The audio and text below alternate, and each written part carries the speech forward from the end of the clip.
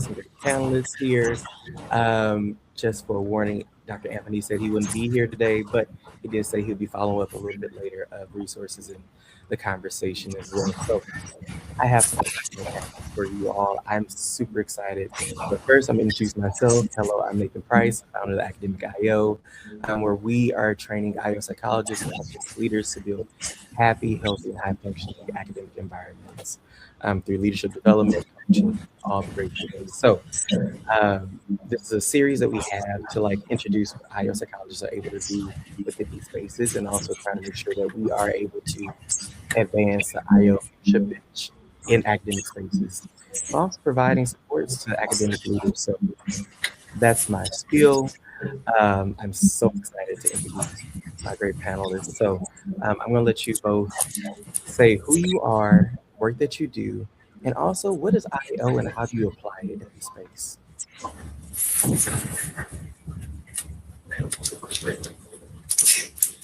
Do you want to go first, Miles? Oh, you said, did I want to go first? Oh, yeah. Okay, I'll go first. Hi, invisible audience. My name is Miles. My pronouns are him, his. I currently work at the University of Maryland, College Park. I am in an office called Leadership Community Service Learning, where I serve as the coordinator for leadership education and development. Been here about coming on 7 years. I do a lot of co-curricular work with students in developing their leadership skills and capacities. I supervise interns in developing their leadership skills and the professional skills and things like that. I joined IO or participated in IO because I wanted to learn more just about how to bridge not only the work that I do in practice, but also the reality that universities, operate as a business, even though they might not espouse that to be the case. I always say that, they are businesses that act like they're not. And so very much kind of, I wanted something to like bridge that and create a little bit depth and a little more understanding in what I'm experiencing as a staff member here, and also how I can also better support students in their development as well as their understanding about things, because how am I to educate them about the world if I am not understanding kind of how my own job functions and the, university as is. But the question was, what is IO to me? I think IO psychology is just a great way to take a step back and look at systems and processes that whether they're in organizations or businesses, and how we're basically taking care of the people that are basically, sorry, somebody in the background that's have a loud car. How we're basically creating conditions that can support those people to support the organization's mission. And so that's kind of like how I think about it. And there's a lot of different pockets and a lot of different ways that I'm sure we'll get to in this this conversation that'll better illustrate what I kind of mean by that. But that's kind of in a regular way how I would explain it. Yeah, my name is Austin. I have a master's in IO psychology. I graduated from the University of Tulsa, Oklahoma with my master's. And from there, I worked in consulting for a little bit. I worked at Hogan Assessments. From there, did some side consulting and then moved and transitioned into academia, where I work as an academic advisor, working with at-risk populations. So specifically like students that are on probation, students that have just been reinstated, students that haven't figured out what they want to do with with their life, with their major, their career. So I help a lot with exploring different majors and careers with them. So I'm taking kind of this coaching piece, as well as where I work at the University of Wyoming. I'm helping develop a academic coaching program. And so I'm helping develop trainings for coaches as the other part of my job. And for me, psychology really is just the study of I don't want to just say people like average typical people. So we're not looking at extreme behaviors, usually not like mental illness. I think, these extreme maybe mental illness, but we're looking at the average typical person. How do we motivate them? How do we help prevent burnout? How do we promote engagement? And I think all of these are elements that are really necessary for students and even staff who then helps the students. Thank you both. It's just nostalgic just to hear this as well. So for me, I actually started off in student affairs, first year experience as well. So even working with student development, also like curriculum building, it brought me a lot of joy. And now with making that switch to working with faculty and staff as well, it's still a joy that I like to go back to, and just trying to give back to students, because I just really go back to that time period when you're just trying to figure things out. And even as like faculty and staff, you still try to figure things out. There's a little bit more responsibility, right? So that goes into my question, my very first question, actually.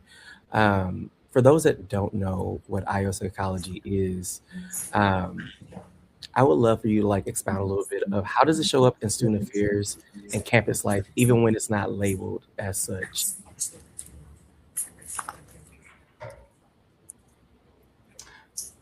So for me,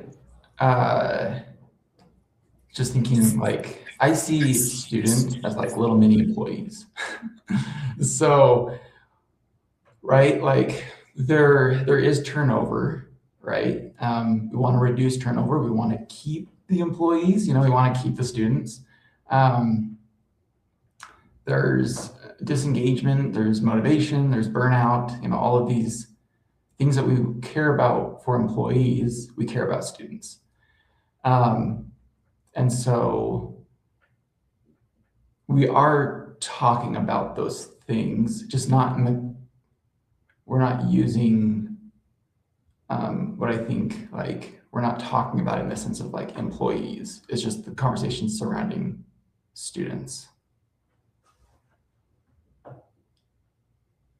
Yeah, I very much agree in kind of like seeing them as employees. Because in a way, universities kind of do. They don't call them that, but they definitely see them as their primary stakeholder.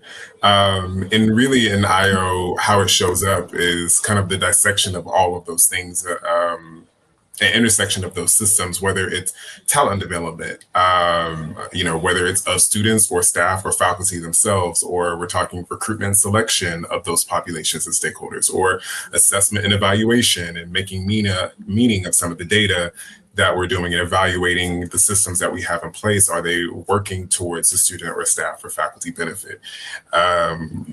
Coaching, and we were talking a lot before here, and I know, Austin, you mentioned how much you're coaching in students.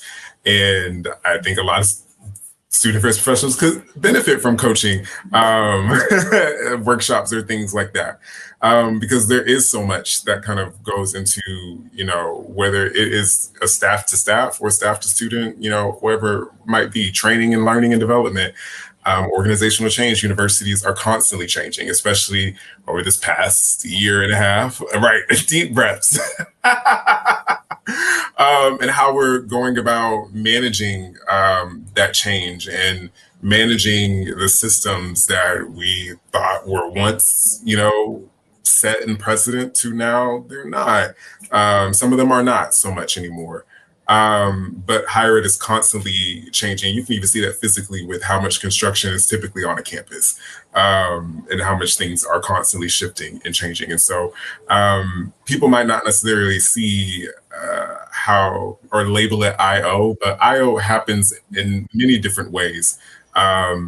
And I like to think of it even in my own job, where I tell people I feel like I run a mini little business, where I'm in charge of every little aspect from hiring and training to marketing and logistics and things like that and systems. So there's a lot of intersections and a lot of interdisciplinary work that has to do with IO psychology. I think you both beautifully said it as well, because I think that dynamic, like having little employees, right? That's not to minimize anyone. It's like you are preparing them for the workforce, or you're preparing them for them to like navigate within the spaces, entrepreneurship, workforce. And for me, I always try to introduce like the employee life cycle, right? Because it's important.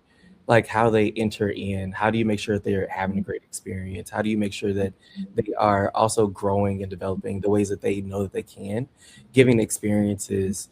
All these things go into the student experience as well. So for those that are saying, I hear it a lot. They're like, no, we work with students and this is what we do. I'm like, no, we're saying the same thing. We're not saying anything different. And even with trying to lead programming and also leading departments too, you are co-creating the environment for those to thrive within. So I know even with assessments, we are heavy with looking at student engagement. And some universities have, I would say, the resources do staff engagement too. So my next question is, in what ways do staff experience, workload, and leadership practices directly affect student outcomes?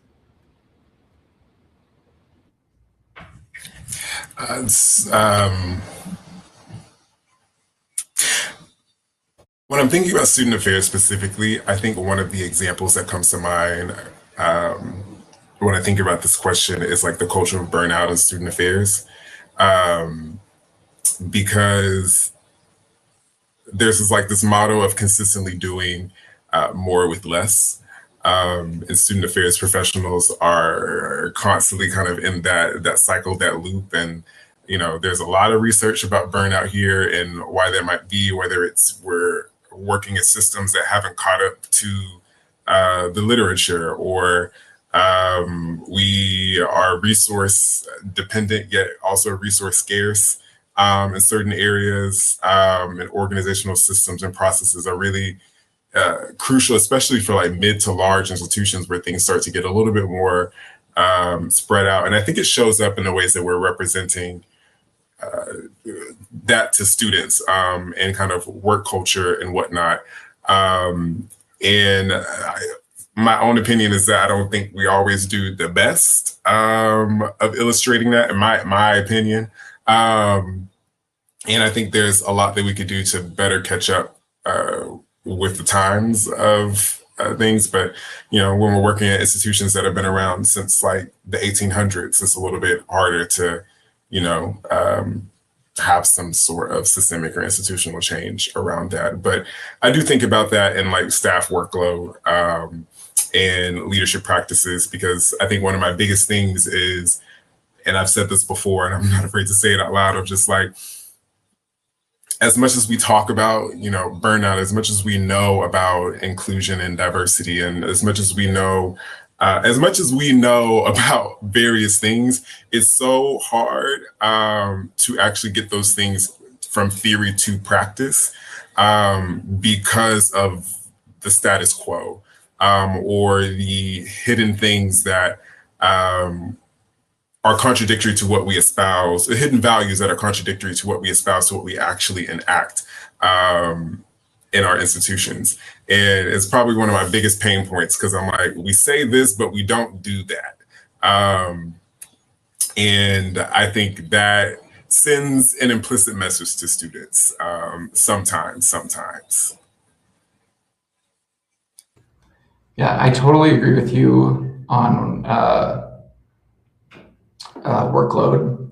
I think on the academic advising side, just academic advisors here have typically a student caseload of like 200 to 300 students. And we're a fairly smaller university, so I imagine other universities, if they're bigger, right, you can have an even larger caseload. And a lot of, I think, of student affairs is just having this personalized one-on-one approach with students. And you can't have that when your staff, when your advisors are so overloaded with students. So just thinking as like a solution with that is, I just think of organizational development and the importance of having a department that can focus on certain groups of students, right? That can give more time and attention and take away some of that workload. Thinking about going back with like leadership practices and like staff experience and how that impacts student outcomes. I actually was thinking about an experience. I was talking to an advisor. They worked at a different university. They had since quit their job and they were working elsewhere.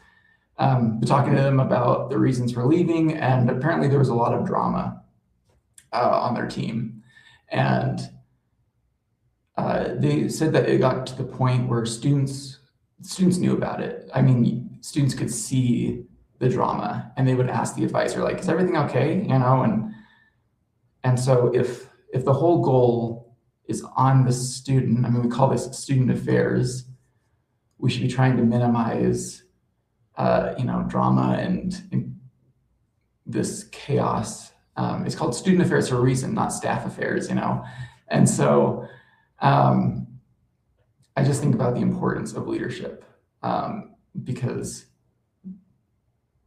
that and as a team, right, team cohesiveness and inclusion, those are also important to trying to develop a culture that students can notice and feel safe to come to staff members like advisors. I think that you brought up a great point. You both brought up great points, like the theory to practice, doing more or less. Also, your caseloads being extremely high, having to personalize the interactions as well to make sure you're actually being able to grow each and every individual, and it's hard to do that. Also, the invisible beef that I always say. There have been many conflict resolution conversations that I've had with a lot of faculty and staff of just saying, "Hey, like, what's collaboration to you?" And they're like, "Well, I would love to meet with this team, but I know they don't like us." And then I'm like, "Okay, well, how about you have a conversation, do all these things?" Why would we ever do that? We've always had this bad interaction within the team. I was like, "Well, how about you try it out?" And then they have a conversation with me coming back after they have a conversation with that department or leader. And they're like, "It wasn't that bad. I thought that it was going to be a lot worse." I'm like, "Yeah, no. I think that you're harboring a lot of the things. You may feel very jaded." And even when I'm the power of a conversation. The power of a conversation is wild. That's all that's needed to really air it out. And that sometimes is all that's needed. So I'm like, oh, I see it. Now, I do have a question, like a spinoff for that question too. Is there anything else that you're seeing currently in the state of student affairs or within the state of the work that you're doing that you would like to expound upon and talk through as well, like give insight of how to mitigate it or just saying it? Because for me, working with a lot of leaders, there's a lot of conversations with budget cuts. There's a lot of conversations toward the freezes and how that's impacting the work as well. There's conversations that trying to make sure that they are still selecting the right candidates, org rechanges. And I always say, I think I've been in at least 17 org restructures, and I want to say at least 4 of them were productive, right? It's more of, so is there anything that y'all are seeing within your line of work that you'd like to highlight?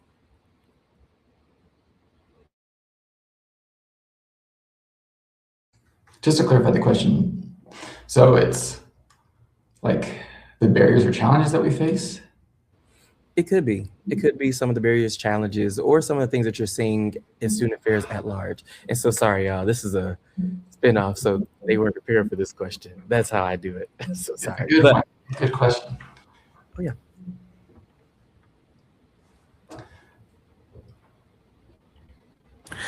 I think something that I'm thinking about, I don't know so much about the larger thing, and so I would love to know like y'all's perspective as well. I think when it comes to like burnout culture, as well as everything that's happening, the effery that's happening nationally, globally, the impacts that it's having on people from all different levels of community. Um, and yet there's still this pressure that seems to have not been lifted about how and in what ways should the work get done. And I think I'm going into this direction of my general question is what are the opportunities to focus a little bit more on depth than kind of breadth? I think in universities and our student affairs and campus, we're very focused on like numbers and like, what is I remember somebody asked me, what is the ROI? Which is in student affairs is weird for someone to ask that for student experiences of like, what is the return on investment of the student experience? And it's like, the learning outcomes that we have anyway, but in addition to that, the number of people that come to like your events and things like that, but like not doing more for the sake of doing more, to say that we are doing something and to like validate our experiences, but how can we create more depth in this experience, especially when students we know that they're a little more stingy with their time, as they should be, but also there's information overload. There's a lot of things that are being put on students, and they feel overwhelmed. Hell, we feel overwhelmed. I master my inbox with a lot of different help of like how much information comes at me, but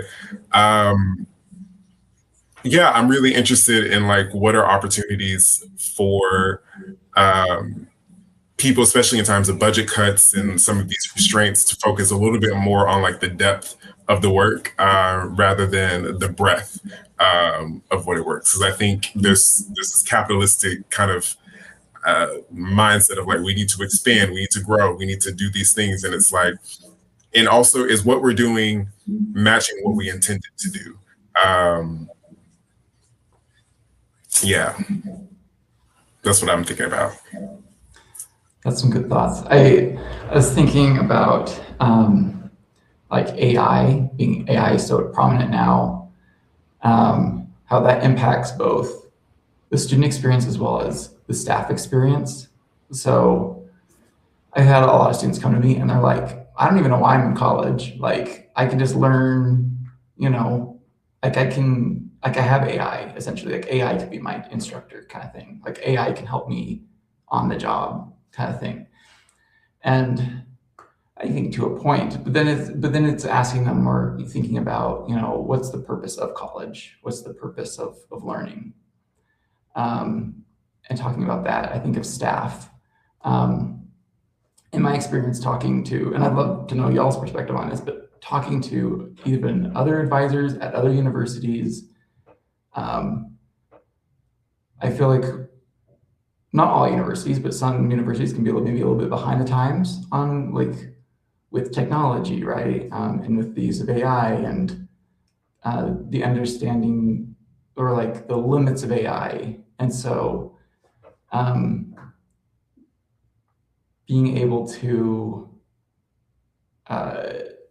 have staff being able to use technology that's free and available to them, but understanding these limitations to it, so we're not so over reliant on it. One of the things I was having technical issues throughout this part, but I was able to pull out a couple of things too.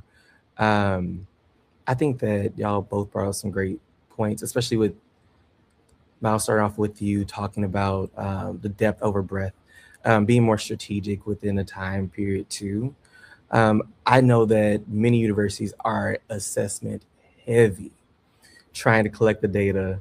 A lot of people are like, well, why are you collecting all this data? Because I don't see any impact of it. And sometimes people are creating the impact, but it's never discussed as saying, hey, the survey that you had in October, we're using that data to really drive our programs. These are the changes that are happening. If you'd like to know more, get some additional insight, please. We're going to have a couple of things to really gather that, because I think right now with budget cuts and also the conversation that's being had too, is more of how can we be strategic in the ways of actually creating real impact.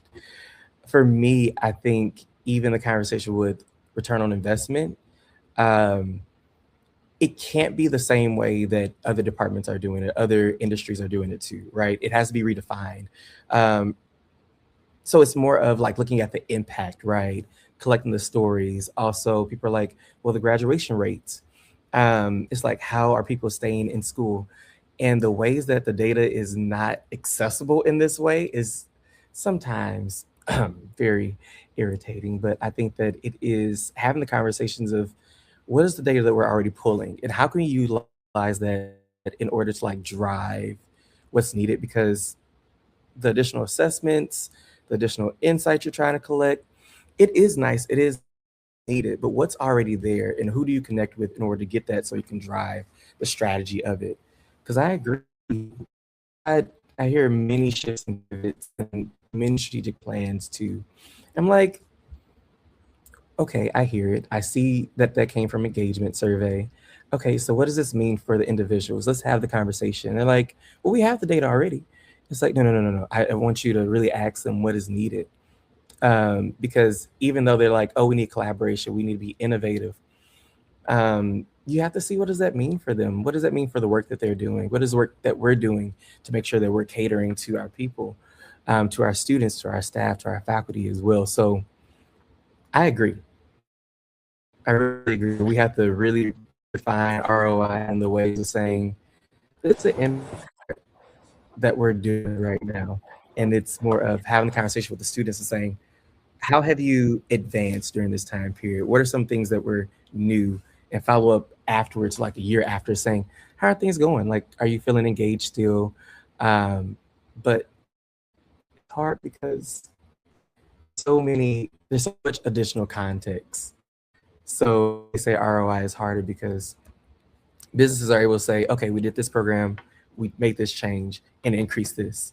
It's like, no, a student may have had a terrible semester. There may have been a death. All these things may have happened throughout the time period. And we have to be very strategic in the ways of how we ask. Is there anything that's changed over the time period? Are there any additional supports? And even moving to like AI and how it's being utilized to having those conversations as well is crucial because a lot of the tools that are being utilized are not customized for the um, unique needs out there, right? Um, Technology is getting older. Institutions are in like 5-year contracts just for a platform. Like this doesn't even work. We're stuck now. So it's like we all have to deal with that. So that's a great thing to like really observe and really talk more about is AI. What are we utilizing for? How are students utilizing it as well? Are there any ways to utilize AI in the ways to make our work efficient and effective as well without mitigating the clarity, without omitting the, I would say, the experience as well, right? You don't want to say, oh, you know what? We need to have every student be on this platform so they can learn how to navigate and then just be like, we don't need career counselors, right? It's like that's not how that works. They need to have the conversations, and it can be utilized as a tool. And I always say you can either have a baby with a hammer or a carpenter by having this tool. So it's really how do we train and teach it, and how it's utilized as well. Um, so great comments. So my question is to talk more about your experiences of in partnering with, I would say, faculty, staff, to effectively impact like student affairs and the work that you're doing without imposing corporate frameworks. Because that's the one thing that I always see. With IOs, we have the insight. We know the workplace experiences. We know engagement. We know how to facilitate it. But the moment that you have something that they're like, this is too businessy, why do we need this? That are like, no, I don't want it. So how do you mitigate that with like creating the impact and the conversations as well to move the work and so people can be empowered to Yeah, I have a few thoughts on this. One is really listening and asking questions. I think of the phrase of they don't care how much you know until they know how much you care. And I think that's used more so for this counseling or coaching field, but I think even from any job, right? I don't think any stakeholder, any leadership position cares how much you know until they know that you care about them. You care about the objective. You care about really the challenges that they themselves are going through. Something that comes to my mind is an experience where, so in my current role, helping develop a coaching program, something that I would ask frequently the leadership is, so like, what are we trying to measure here? Like, what is our end goal? What is our end game? And so by really trying to understand, like, what is it that they want out of this semester, right? What is it that we're really wanting to see? Then we can talk about competencies, right? Then we can talk about maybe the weaknesses or flaws in how they're trying to measure success currently. And if that's the best that we can do, that's the best that we can do. But I think it's really listening and trying to understand what are their objectives, and that you're not their enemy by any means, that you have the same objective as they do. It's just we can understand. I think we're experts in like measurement, behavior, but they themselves are also experts. I think is something that we need to remember is that they've probably, in my case, I have supervisors that have been working in student affairs much longer than I have. They know the limitations. And so being able to bridge my expertise with their expertise as we try to navigate the problems that we're facing.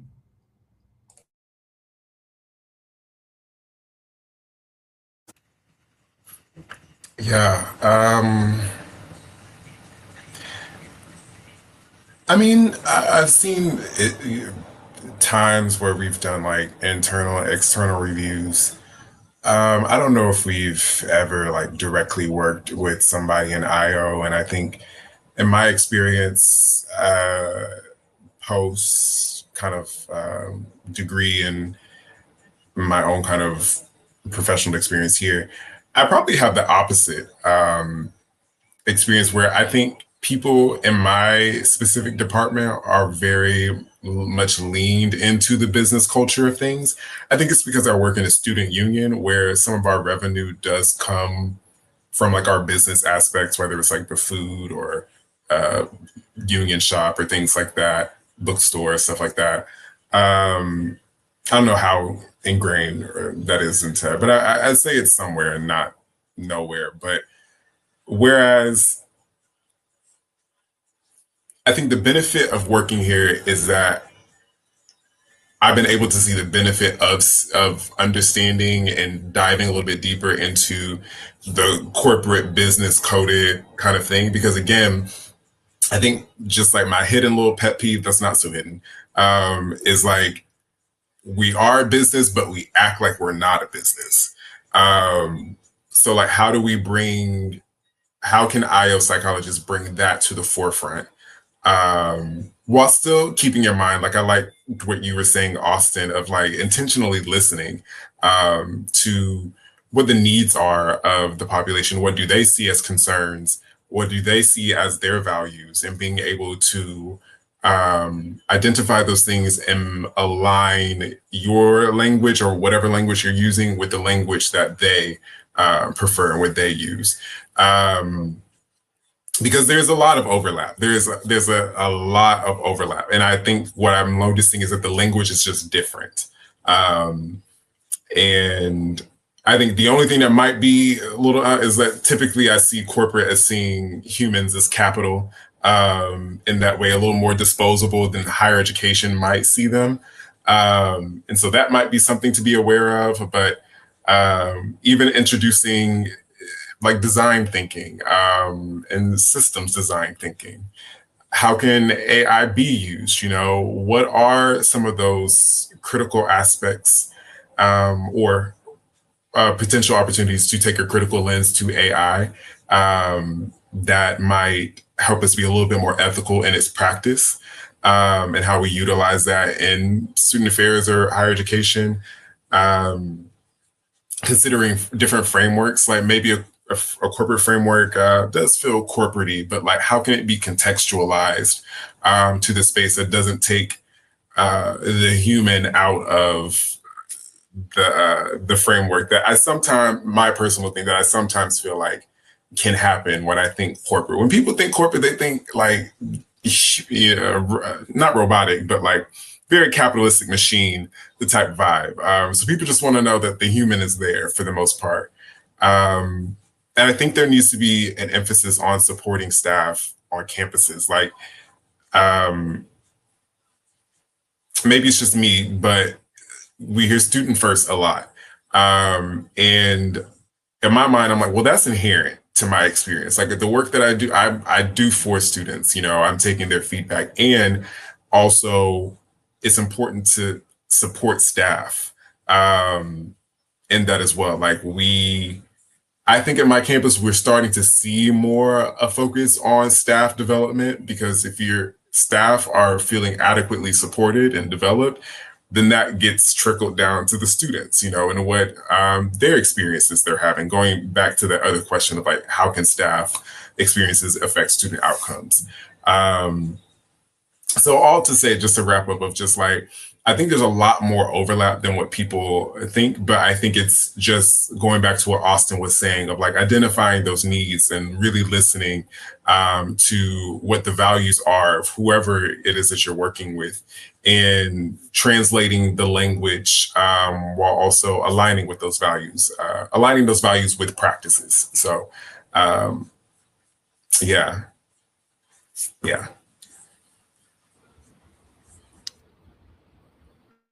Can't add anything to it.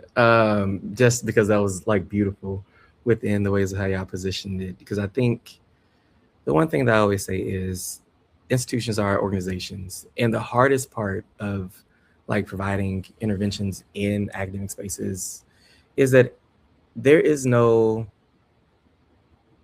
easy way to just say, no way that we can just create one thing and not have to customize it. I think that's what you both were coming at, because a lot of people are like, well, we should have a tool that we can just do this and then that's it. Universities are decentralized for a reason, because every college, even sometimes every team within that same college, has its own particular ecosystem and how they navigate to, right? So I think that being very aware of and honoring how decentralized institutions are will definitely be beneficial at the long run. And also, we can't run like corporate. It's okay. Like, we have care within every interaction. We work with human development. So it's like these things will be nuanced. And also, I always tell leaders, I'm like, you are designing the forest while tending to the trees each and every time. So really focusing on how do you make sure that the environment is good for your faculty and staff to be able to thrive within. And I always, even with working in institutions, I've heard a lot of like faculty development, trying to make sure that we provide, support for faculty members. I'm like, well, what about the staff? And it's more of a conversation of, well, we have this program over here and it may not be extremely beneficial because it's not customized, and you can't customize everything for everyone, but also understanding like the employee experience, employee life cycle, all these things. We come together in order to make sure that we are creating these environments so all can thrive within. And if you're not doing that, it's not like I did this training one day. I learned how to give feedback. Great. No, it's how do you apply it? And me providing like Hogan's and assessments within that way as well. I'm like, from your Hogan, it says you're going to have a difficult time to give feedback because you have high interpersonal sensitivity. You really care about how people really receive you. And also it's just going to be hard. But that doesn't mean that you can't do it. It just means that you're going to have to take time to take care of yourself beforehand and take time to take care of yourself afterwards. But it just doesn't omit the need to give feedback too. So I love everything that y'all were saying. So going into more of like data and assessments, what data assessment approaches are most useful for improving student experiences while honoring student voices as well? Because y'all are going to like translating the conversation, make sure that's adaptable, make sure that people understand the students, and then also a little bit of supporting the staff too. So if you could expound upon that, that would be great.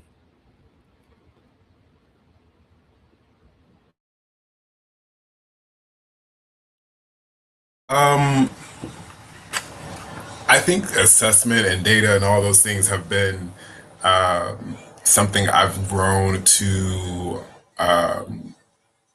desire and appreciate more of, especially after completing my master's in IO, and what it means to truly be data informed. And I think some approaches that I think are important, especially in student affairs and honoring student voices. I think approaches and practices, I'll say, like one is transparency about experience outcomes. Like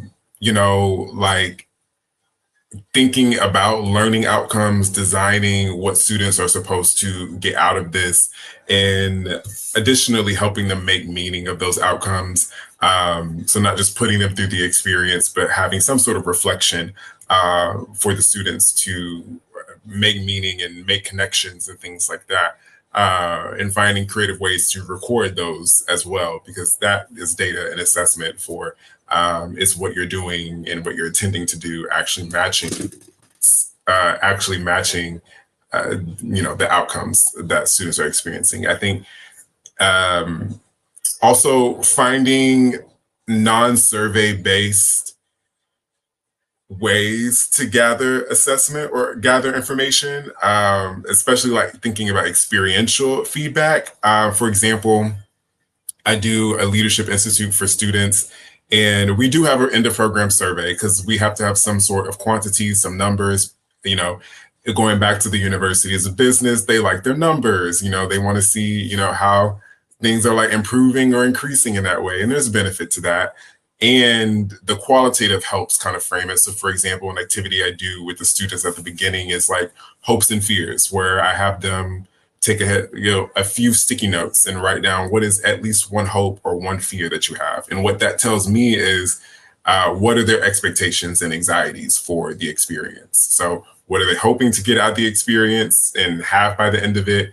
And then what are some things that they're like, I don't know, I'm hesitant, don't know what that's going to look like, because then that helps us take that information and then adjust the program of like, well, if they're fearful about, I don't know, what is something that they're fearful about? Completing the program. Like, how can we, communicate more about logistics? How can we support them in makeup sessions and things like that?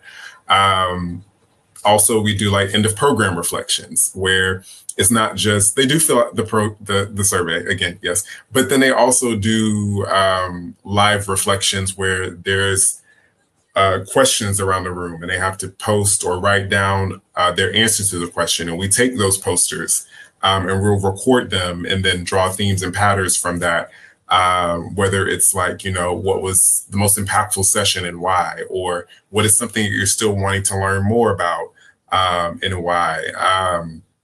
And that has helped us really refine the program. Like, for example, students said that they didn't, well, based off the survey, let's say, the students said that they didn't like one of our sessions. And so we were like, okay, let's go back to the board and redesign that. And then this year, the iteration, everybody loved it. It was like their favorite session. So I think the last thing I'll say is just communicating to stakeholders.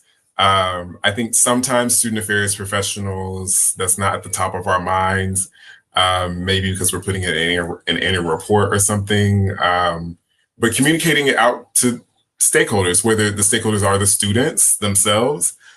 We do like an end of program review where we make a graphic on Canva and we send it out to like the students to let them know, here's what you told us, and here's how the experience went, and here's what we learned, and some things that didn't go so well, but we'll work on that. And also communicating that throughout to partners and things like that. So those are ways that we kind of honor student voices, to let them know that, hey, we're not just collecting this, but like we're making meaning of it and showing you that we're also making meaning of that as well, and how that kind of tangibly, manifests. Yeah, I really like what Miles said about transparency. That one is huge. I think that goes across any kind of organizations. Anytime you're collecting data, right? If you're not doing anything with it, then going forward, what's the likelihood of people filling out surveys in the future? One thought that comes to my mind is how much data the university has. So like as your own department, each department like has their own data, that they collect, that they have access to, but there are other departments that have access to different kinds of data. And no one's to say that you can't team up and link, try to find associations between each other's data with students. So thinking about the coaching program that we're putting together here at the University of Wyoming, we've talked about how can we try to get ahead of the game? So rather than having students get onto probation their first semester, how can we try to be ahead of the game and catch them earlier on? And there's data with like housing. I know that they collect data on how often students go in their dorms and when they leave.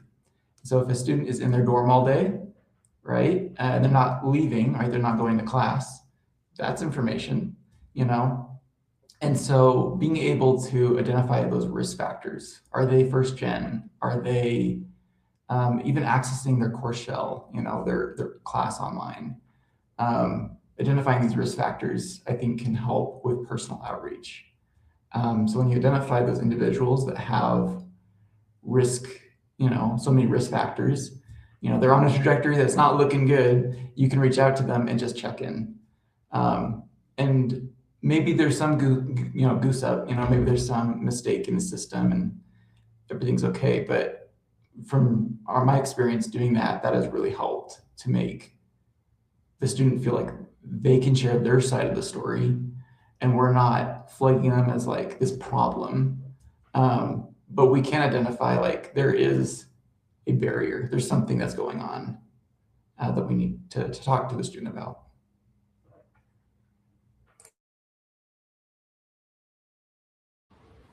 Gosh, Lee, this is really good. I've enjoyed this. Wow, just to even think about, I love the technique, the hope and fears, Miles. That is amazing. I'm like, it reminds me like the context mapping for the work that I do as well. So I'm like, that's really good to even change how you collect data in that way. And also looking at stakeholder communication too.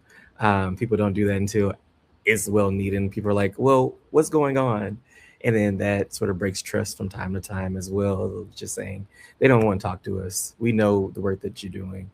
But I think communicating, like you said beforehand, if only you knew the power of communication, I promise you. And then also looking at how much data do you already have at the university, right? And taking that proactive approach instead of it being more of reactive, saying, okay, we need to do this. What data can we have? But also having those conversations saying, hey, can we have like this data? Because it will help out with X, Y, and Z. I've seen units say, well, we don't want to share the data. I'm like, now there's a difference between getting data and then doing an improper intervention, right? I'm like, even with employee engagement, when individuals are like, hey, I would like to see like the data for a particular group. I'm like, no, send a plan so we can see. Because also with what many people do with data is they start to say, okay, here are the problems. This is what we need to fix. Instead of like them asking like, what's going on? What's the additional context? Like, how can we work together?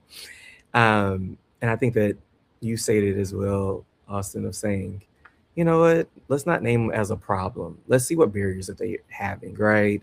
And that switches the conversation into having them say what's going on.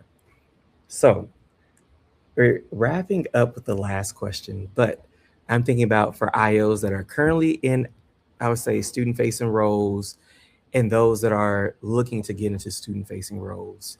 What are some tips that you would like to give to IOs in this space, right? Of how to navigate, how to stay encouraged, because the reality is I've met with some student affairs professionals and they're like, I don't have autonomy. They have me going to X, Y, and Z, these conferences asking me to bring stuff back, and then they don't want to do anything with it.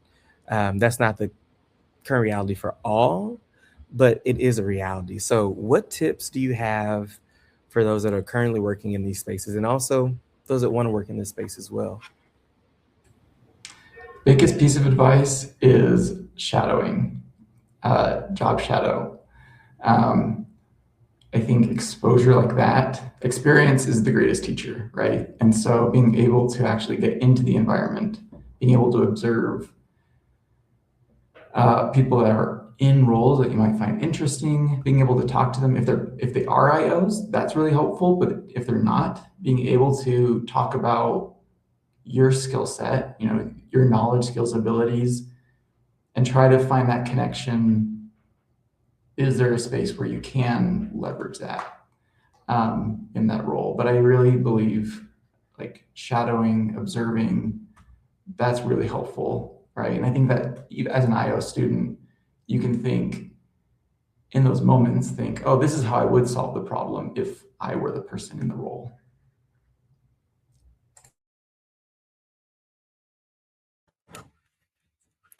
I know that I had like the benefit of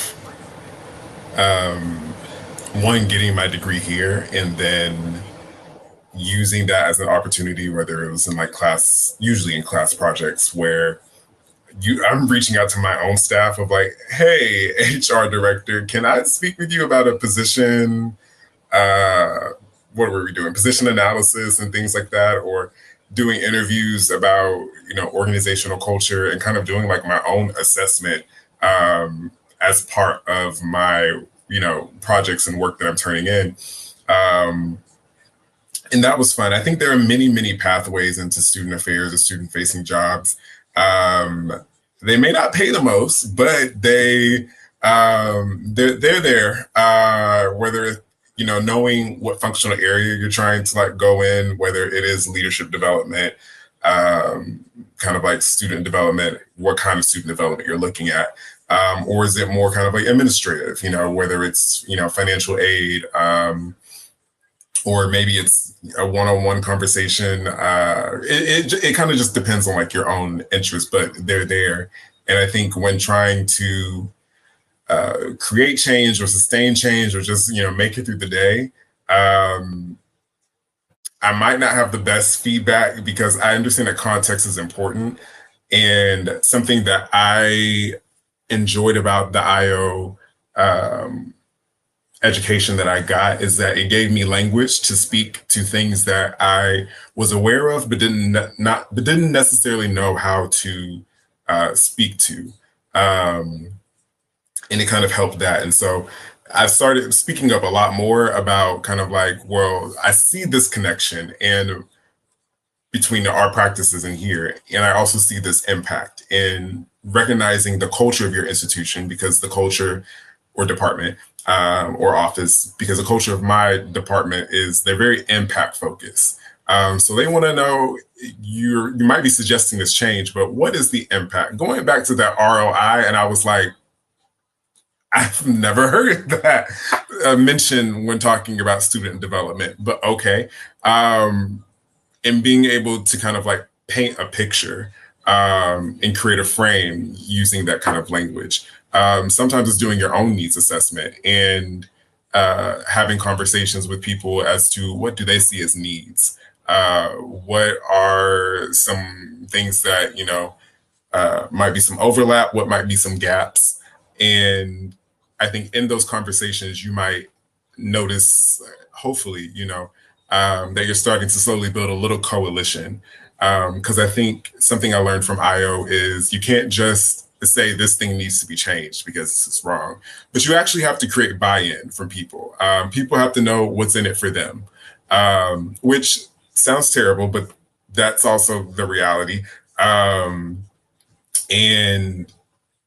yeah, you have to speak to what's in it for that person and like, what will we get out of this change? And that comes out of having conversations with people and slowly building a coalition, so that, you know, when it is time where you feels good to make that final proposal, then you already have some people that have some buy-in in it too. So.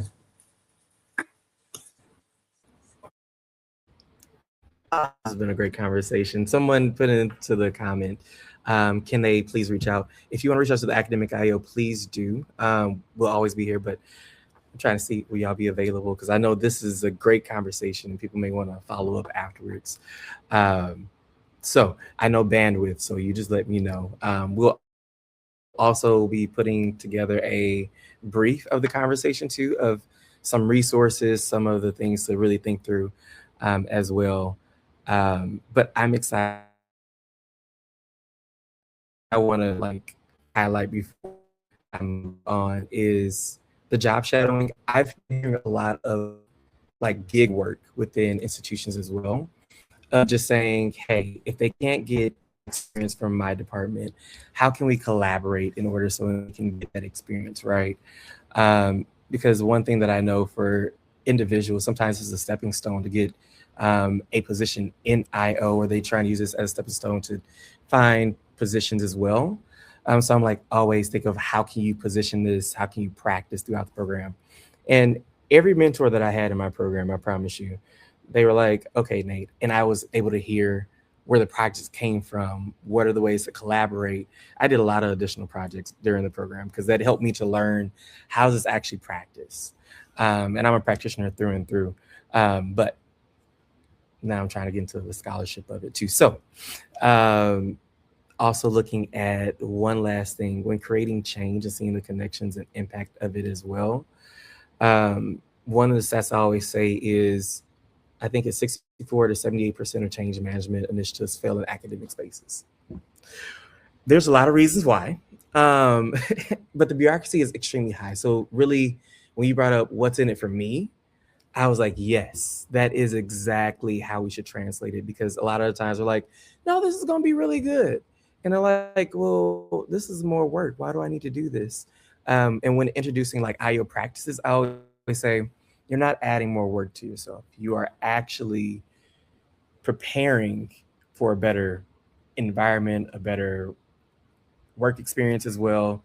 And when you're proactive, this mitigates costs. It mitigates headache as well. It mitigates confusion with your team. And that's the goal, is to make sure that you are creating these environments so all can thrive within. So I appreciate you both for the insight that you have given.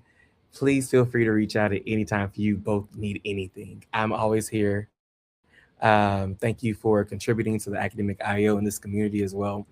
And we'll be uploading this into the platform, so you'll have access to it, and also to the materials as well. So if you need anything, feel free to reach out. This summer, we will be doing a lot of focus groups and conversations for academic leaders and IOs that are in this space as well. So check out the website. I'll drop it inside the comment section overall what we're planning to do. So hop in, give your insight, and let's co-create together. But before I go, thank you both. Any final words? Thank you. Thank you. Of course. Y'all are amazing. And if y'all need anything, let me know. But if that is it, I look forward to seeing y'all. This is the wrap up of the IOPIA virtual series. And we'll see you in the fall. Take care.